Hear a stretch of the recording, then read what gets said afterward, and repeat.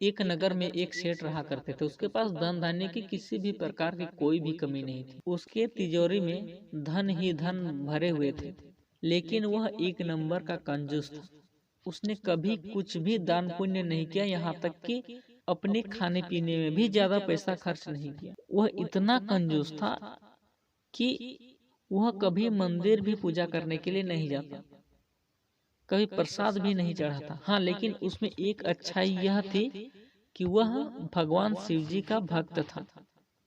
लेकिन कंजूसी यही समाप्त उसकी नहीं हुई, वह भगवान को भी कभी धूप बत्ती तक नहीं दिखाता। बस नहा धोने के बाद वह मन ही मन भगवान की पूजा करता और उनसे कहता कि हे भगवान, ये सारा चीज तो आप ही का दिया हुआ है, तो आप ही के दिए हुए चीज को मैं आपको क्या दूं?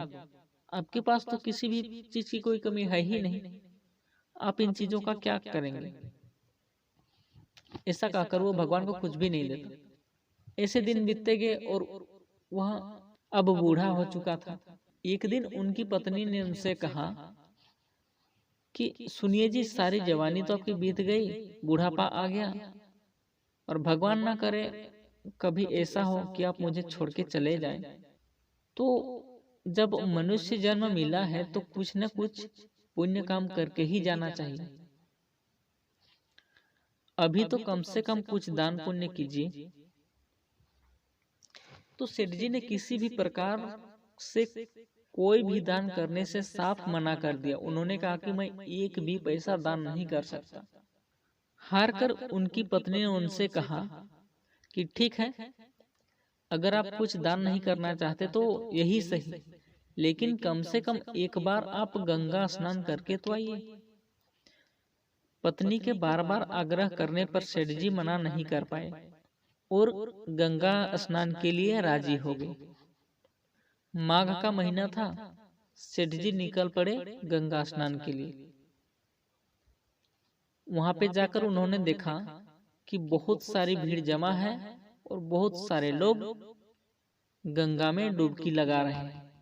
कहीं पंडित दिख रहे हैं। वे सोचने लगे कि अगर मैं यहाँ पे नहाता हूँ तो मुझे पंडित को कुछ ना कुछ दान तो देना पड़ेगा। जैसे कि वे देख रहे थे कि लोग, बहुत सारे लोग दान कर रहे थे।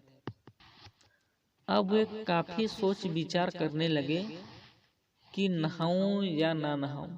सोचते सोचते उनके मन में विचार आया कि क्यों न मैं किसी एकांत जगह में जाके नहाऊं, जिससे मुझे पुण्य भी मिले और कोई खर्च भी ना करना पड़े। ऐसा सोचकर वह एक सुनसान जगह की खोज करने लगे।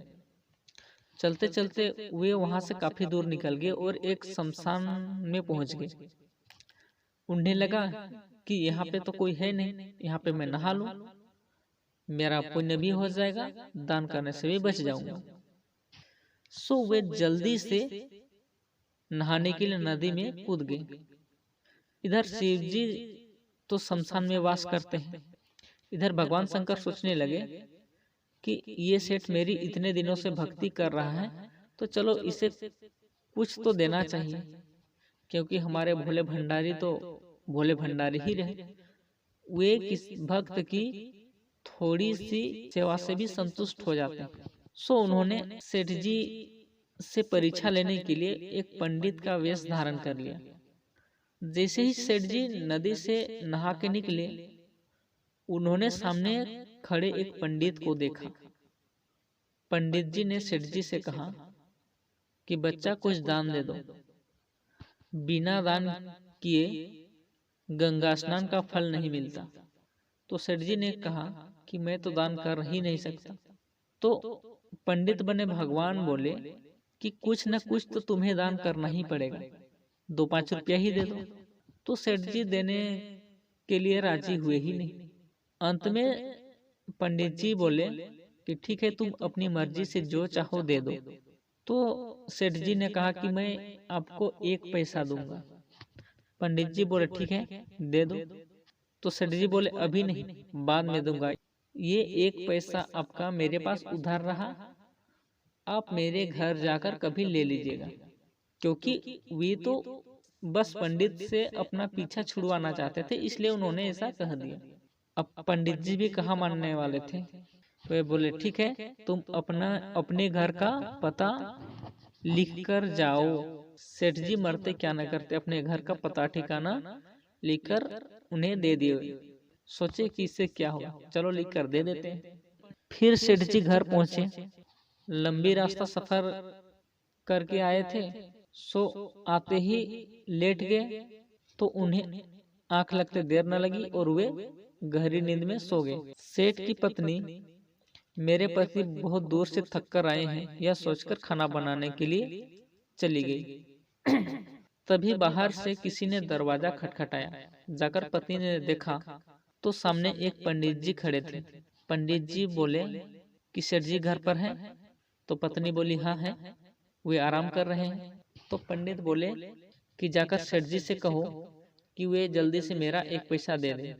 सेठ की पत्नी ने आकर सेठ से कहा कि कोई पंडित जी आए हैं, वे अपना एक पैसा मांग रहे हैं। तो सेठ जी बोले जाओ जाकर पंडित से कहो कि सेठ जी घर पर नहीं है। फिर आकर पत्नी ने कहा कि सेठ जी घर पर नहीं है। तो पंडित बोले ठीक है, जब तक वे नहीं आते हैं मैं यहीं पे विश्राम करता हूँ। मैं बड़ी दूर से आया हूँ, मुझे भूख भी लगी है, थोड़ा भोजन भी कर लूंगा। सेठ की पत्नी ने आकर सेठ से कहा कि पंडित जी तो बोल रहे हैं कि जब तक वे आएंगे नहीं तब तक मैं थोड़ा आराम कर लेता हूँ। अब सेठ जी सोचने लगे कि अब ये तो नई मुसीबत आन पड़ी, अब तो वे खाना भी खाएंगे। सो उन्होंने पत्नी से कहलवा भेजा कि जाओ जाकर कहो कि सेठ जी बीमार हैं। फिर सेठानी ने जाकर पंडित जी से बोली कि सेठ जी बीमार हो गए। तब पंडित बोले ये तो बहुत बुरी बात है, मैं अभी वैद्य जी को बुला के लाता हूँ, वे मेरे यजमान हैं, उनका बीमार होना मुझे अच्छा नहीं लगता। फिर से सेठानी आने के बाद सेठ जी से बोलती है कि ये पंडित जी तो मानने ही वाले नहीं, बोले कि मैं वैद्य को बुला के लाता हूँ। सेठ जी बोले न जाने किससे मेरा पाला पड़ा, तुम फिर से जाओ और जाकर कह दो कि सेठ जी मर गए। तुम रोते रोते जाओ और जाकर कह दो कि सेठ जी मर गए। पर सेठानी इस काम के लिए राजी नहीं हुई।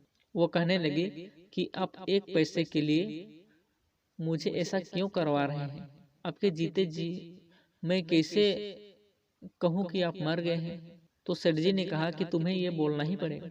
अब सेठानी मरती क्या ना करती, बेचारी रोते रोते आई और जोर जोर से रोने लगी और कहने लगी कि सेठ जी तो मर गए। फिर क्या था, सेठानी का रोना सुनकर आसपास के सारे लोग इकट्ठे हो गए, बहुत सारी भीड़ जमा हो गई।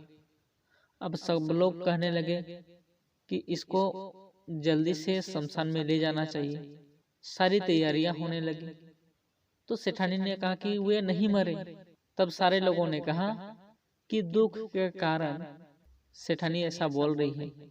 ऐसे समय में सब यही बोलते हैं और सेठानी की बात को किसी ने ध्यान ही नहीं दिया। अब तैयारियां पूरी हो चुकी थी।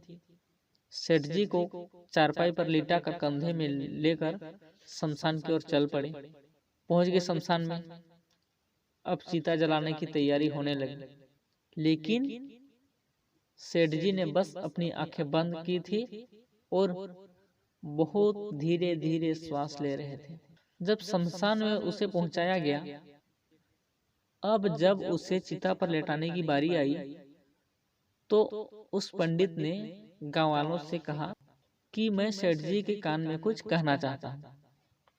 तो लोगों ने कहा कि ठीक है, जाकर कहो, जो चाहे कहो, वो तो ऐसे भी मरे पड़े हैं। तो पंडित ने जाकर सेठ जी के कान में कहा कि देखो मेरा एक पैसा दे दो वरना ये लोग तुम्हें जला देंगे। पर सेठ जी कहाँ मानने वाले थे, वे चुप ही रहे। अंत में हार कर भगवान ने कहा कि मैं लोगों की भक्ति से प्रसन्न होता हूँ, लेकिन आज मैं तुम्हारी कंजूसी के आगे प्रसन्न होता हूँ। तुम मांगो, मुझे जो वर मांगना चाहते हो, मैं स्वयं भगवान हूँ। तब सेठ जी ने कहा कि मुझे कुछ भी नहीं चाहिए, बस आप जो एक पैसा मुझे मांग रहे हैं बस वो मांगना छोड़ दीजिए। भगवान ने कहा तथास्तु, ऐसा ही। लेकिन कहते हैं ना, भगवान का दर्शन कभी व्यर्थ नहीं जाता। उस सेठ को भगवान के दर्शन हो गए, भले कंजूसी के कारण, लेकिन फिर भी उनका उद्धार तो हुआ। ऐसे हैं हमारे भोले भंडारी। अगर आपको कहानी अच्छा लगे तो हमें कमेंट करके जरूर बताएं।